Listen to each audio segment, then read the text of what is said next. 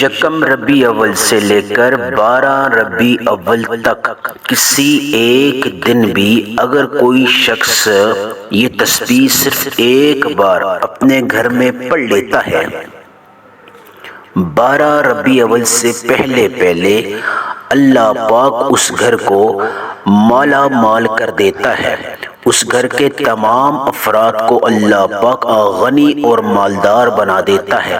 اس گھر کا بچہ آنے والے دنوں میں ارب پتی بن جاتا ہے۔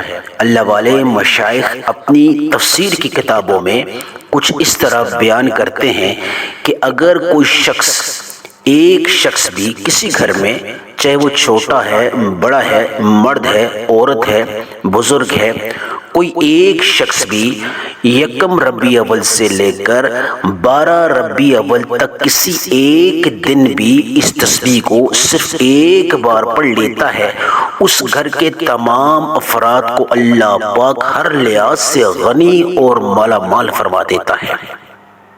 اس گھر کے تمام افراد کو اللہ پاک غنی کر دیتا ہے اور اس گھر کے تمام افراد کا نصیب اللہ پاک روشن چاند کی طرح چمکا دیتا ہے۔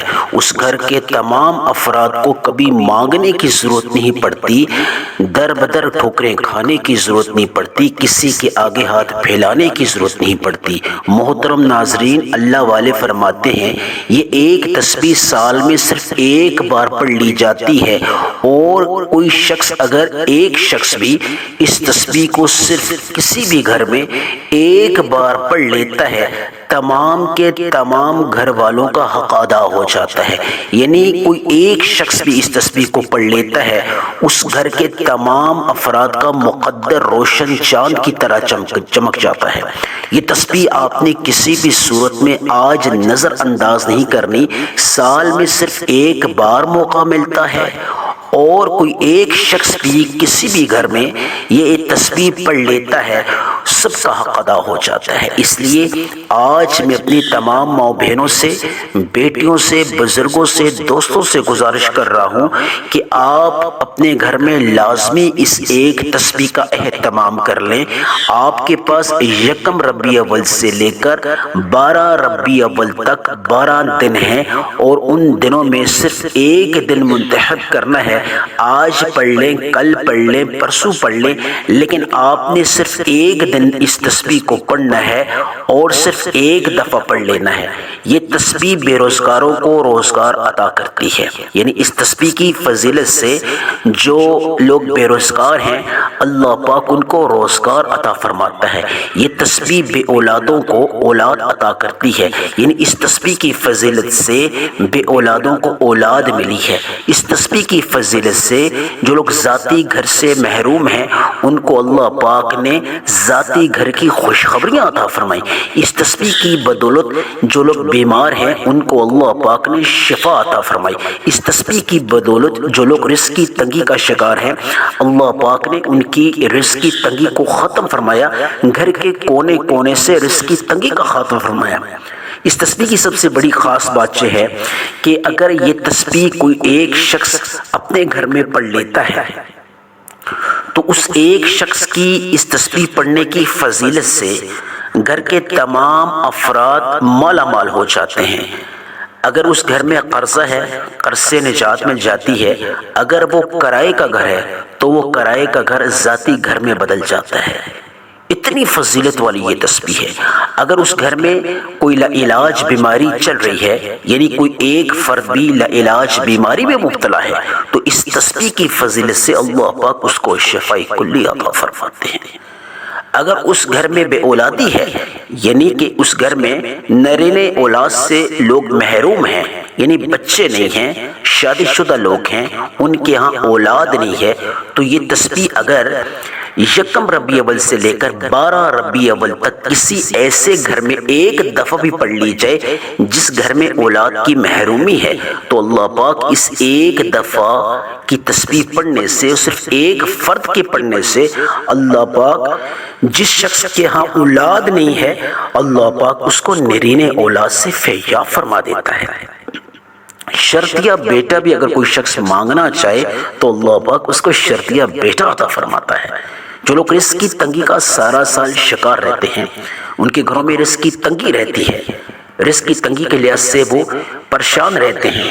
جو شخص یہ تسبیح پڑھ لیتا ہے اپنے گھر میں، اگر وہ رزق کی تنگی کا شکار ہے تو انشاءاللہ اس ایک دفعہ کی تسبیح پڑھنے سے اللہ پاک اس کے گھر میں پورا سال رزق کا طوفان کھڑا کر دیتا ہے۔ جس طرح 4 سمت ہوتی ہیں نا، مشرق، مغرب، شمال، جنوب، اگر کوئی شخص یہ تسبیح پڑھتے پڑھتے مشرق، مغرب، شمال اور جنوب کی طرف پھونک مار دے تو اللہ پاک چاروں اطراف سے، مشرق سے، مغرب سے، شمال سے، جنوب سے پورا سال اس کے لیے رزق اور دولت کا طوفان کھڑا کر دیتا ہے۔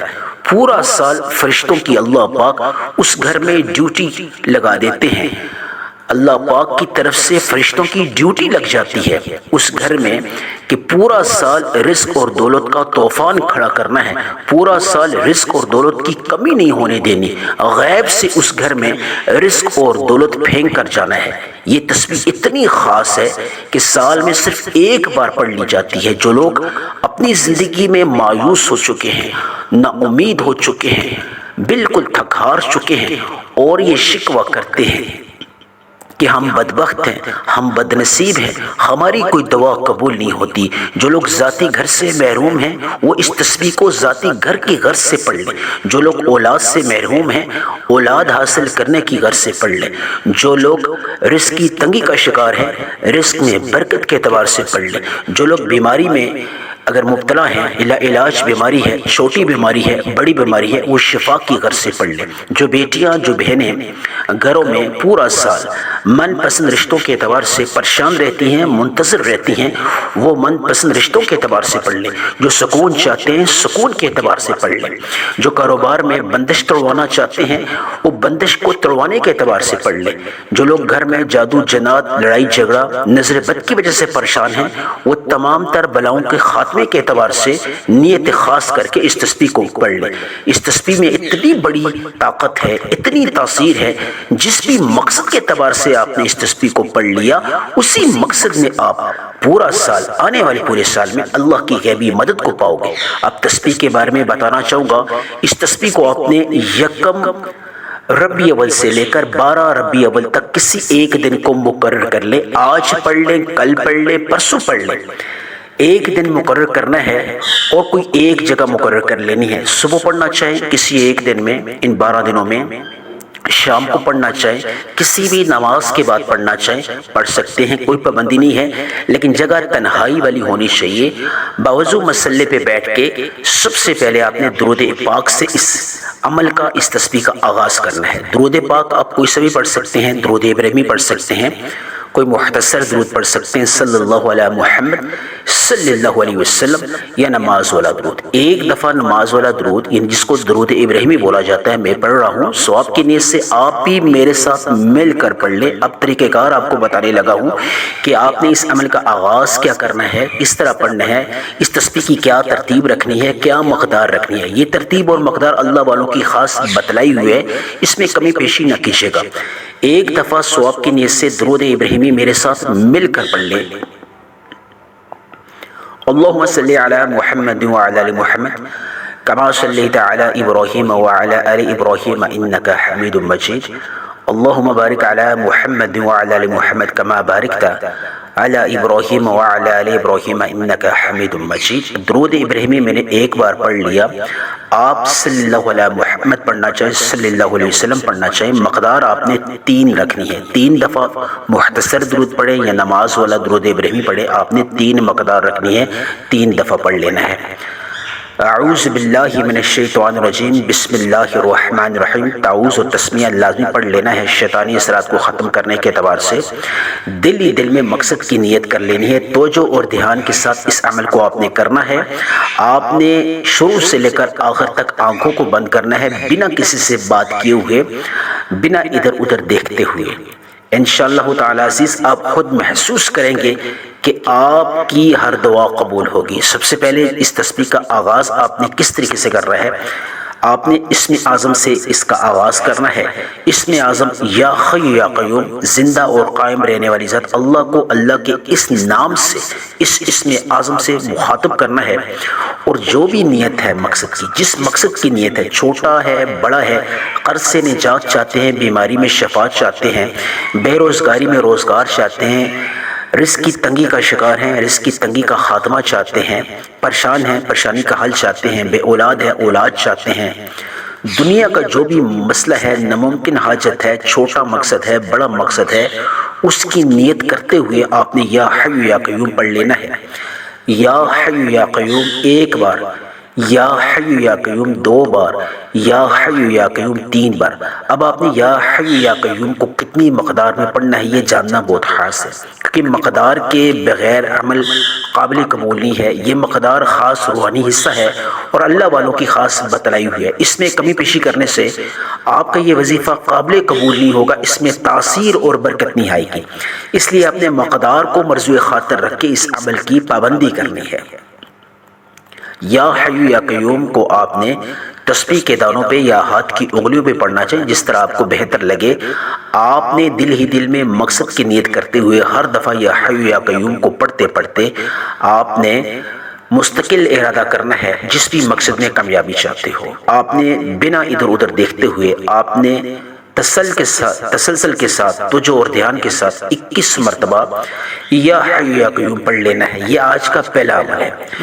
فوری طور پہ آپ نے اعوذ باللہ من الشیطان الرجیم بسم اللہ الرحمن الرحیم پڑھ کے دوسرے عمل کا آغاز کرنا ہے۔ ہر عمل کے آغاز میں آپ نے تعوذ اور تسمیہ لازمی پڑھ لینی ہے۔ دوسرا عمل جو ہے وہ ایک چھوٹی سی سورت ہے جو اللہ کو بے حد محبوب ہے، اور قرآن مجید میں اس سورہ مبارکہ کو اللہ پاک نے خیر القصیر کا لقب دیا ہے۔ خیر القصیر سے مراد دنیا کی تمام خیریں، اولاد کے خزانے اس سورہ مبارکہ میں ہیں، رزق کے خزانے اللہ پاک نے سورہ مبارکہ میں رکھے ہیں۔ جادو جنات کو تڑوانے کے اعتبار سے اگر اللہ کی خاص مدد چاہتے ہو، جو لوگ جادو جنات سے پریشان ہیں، نظر بد سے پریشان ہیں، لڑائی جھگڑے سے پریشان ہیں، بے برکتی سے پریشان ہیں، رزق کی تنگی سے پریشان ہیں، قرض سے نجات چاہتے ہیں، دنیا کا جو بھی مقصد ہے اس کی نیت خاص کرتے ہوئے آپ نے اس سورہ مبارکہ کو پڑھنا ہے۔ ثواب کی نیت سے میں پڑھتا ہوں، آپ کو طریقہ بتاتا ہوں، اسی طریقے سے آپ نے توجہ اور دھیان سے پڑھ لینا ہے۔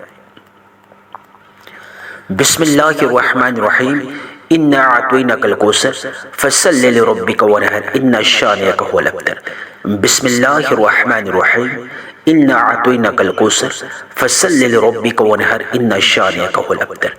بسم اللہ الرحمن الرحیم انا اعطیناک الکوثر فصل لربک وانحر ان شانئک هو الابتر۔ میں نے 3 دفعہ سورہ مبارکہ کو پڑھا۔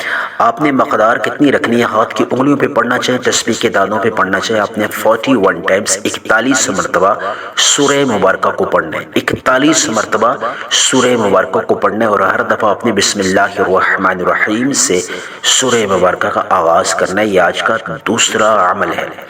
اب آپ کو خاص تسبیح کے بارے میں بتانے جا رہا ہوں، جس تسبیح کے پڑھے بغیر آج کا یہ عمل جو ہے، یہ وظیفہ جو ہے، 1 ربیع اول سے لے کر 12 ربیع اول تک کسی ایک دن کو مقرر کر کے آپ پڑھیں گے۔ لیکن یہ تیسرا عمل جو تسبیح کا اگر آپ چھوڑ دیں گے تو آپ کا یہ وظیفہ مکمل نہیں ہوگا، آپ کی دعا قبول نہیں ہوگی، آپ کے اس وظیفے میں طاقت نہیں آئے گی، تاثیر نہیں آئے گی۔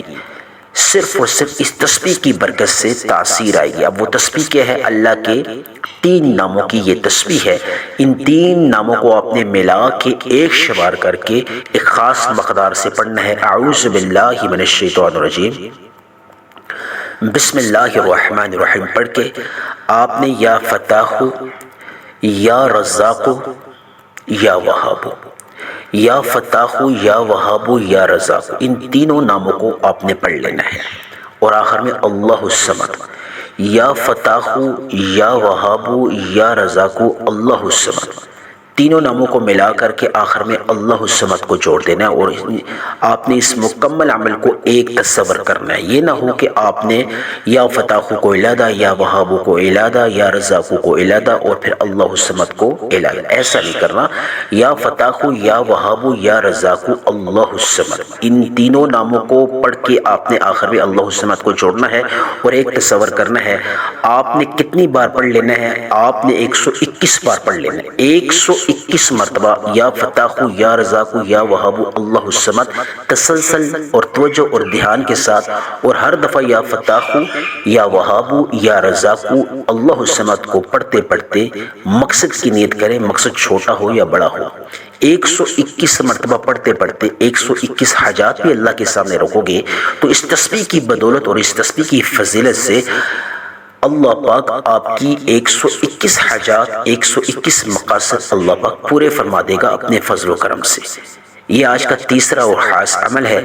آخر میں آپ نے جس طرح شروع میں درود پڑھا تھا، چھوٹا پڑھا ہے یا درود ابراہیمی پڑھا ہے، اسی مقدار میں آپ نے وہی درود پڑھ لینا ہے، اور اس کے بعد ہاتھ اٹھا لینے، یا اللہ جو بھی مانگا مقدر فرما، جو نہیں مانگ سکا اگر میرے حق میں بہتر ہے وہ بھی عطا فرما، آمین ثم آمین۔